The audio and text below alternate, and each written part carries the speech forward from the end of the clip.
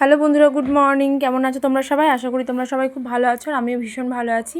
আর আজকে ছোট্ট একটি ভিডিওতে তোমাদেরকে জানাই অনেক অনেক স্বাগত। তো আজকে তোমাদের সাথে একটা চিকেনের রেসিপি শেয়ার করব। চিকেনটা ভালো করে ধুয়ে তাতে লবণ, তার সাথে দিয়ে দিয়েছি কেটে রাখা পেঁয়াজ, আদা রসুনের পেস্ট। তো এগুলোকে দিয়ে আমি ভালো করে আগে মোটামুটি আধা ঘন্টা মতো ম্যারিনেট করে রেখে দেবো। আর এখানে আদা রসুন লঙ্কার পেস্ট দেওয়ার পরে তার সাথে দিয়ে দিয়েছি হলুদ গুঁড়ো, লঙ্কা গুঁড়ো, ধনে গুঁড়ো, জিরে গুঁড়ো, আর দিয়ে দিলাম অনেকটা পরিমাণে সর্ষের তেল, আর তার সাথে দেবো টক দই। টক দইটা না মা যখন দোকান থেকে নিয়ে এসেছিলো তখনই এরকমভাবে মানে জল কেটে গেছিলো, তো কিছু করার নেই, ওটাই আমাকে দিতে হলো। এবার সব মশলা দিয়ে চিকেনটাকে খুব ভালো মতো মিক্স করে নেব। তার সাথে দিয়ে দেব আলুগুলোও আমি ভাজিনি।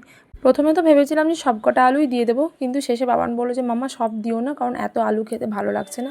ওরা না সচরাচর বেশি আলু টালু খেতে চায় না, আর চিকেন মাটনে বলো আলু না হলে ভালো লাগে।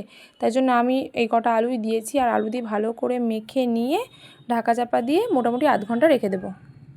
রান্না করার ঠিক আগের মুহূর্তে আমার মনে পড়লো যে এর মধ্যে আমি তেজপাতা, গোটা গরম মশলা আর কাশ্মীরি লঙ্কার গুঁড়ো দিইনি, তো সেটাই দিয়ে আরেকবার মিক্স করে নিলাম।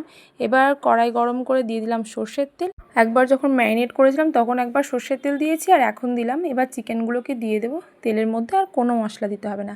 আর এই চিকেনটা যদি তোমরা মাটির হাঁড়িতে করো না, তাহলে এর টেস্ট আরও দ্বিগুণ হয়ে যাবে। এটা কাইন্ড অফ চম্পারন চিকেনও বলতে পারো। আর এই চিকেনটা না আগে আমাদের মায়েরা খুব করতো, মানে এইভাবে সব কিছু একসাথে মাখিয়ে ঝুঁকিয়ে বসিয়ে দিত। আর এইভাবে মটন তো করে, তোমরা জানো খুব ভালো মতো। এবার যেটা হবে, এই চিকেন কারিটা পুরোটাই কিন্তু লো ফ্লেমে ঢাকা চাপা দিয়ে করতে হবে। তো আমি দেখো এখানে দই দিয়েছি, যেহেতু অনেকটাই জল বেরিয়ে গেছে, তো আমি এটাকে আবার ঢেকে দেবো, এবং ঢেকে দিয়ে না বারবার একটু একটু করে খুলে তারপরে নেড়েচেড়ে দেখে নেব।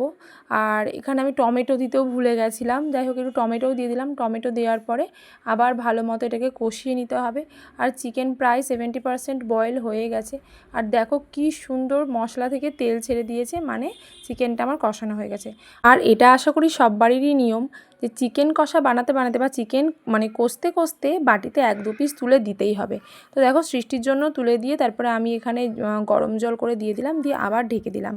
ঢাকা দেওয়ার পরে আমি এর মধ্যে আর কোনো রকম কিছু মশলা অ্যাড করবো না, না চিকেন কারি মশলা না গরম মশলা।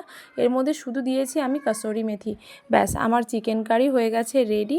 আর তোমাদের কেমন লাগলো অবশ্যই জানিও। এই রকম রেসিপি বানাতেই পারো তোমরা বাড়িতে, এইভাবে চিকেন কারি করলে খেতেও দুর্দান্ত লাগে। আর আজকে চিকেন কারিটা দেখতে যেমন দুর্দান্ত হয়েছে, খেতেও কিন্তু তেমনই দুর্দান্ত হয়েছিল। চলো তাহলে ছোট্ট ভিডিওটি এখানেই শেষ করছি। ভালো লাগলে লাইক শেয়ার কমেন্ট করে দিও, আর ছোট্ট মোটো চ্যানেলটিকে সাবস্ক্রাইব করে পাশে থেকো। বাই।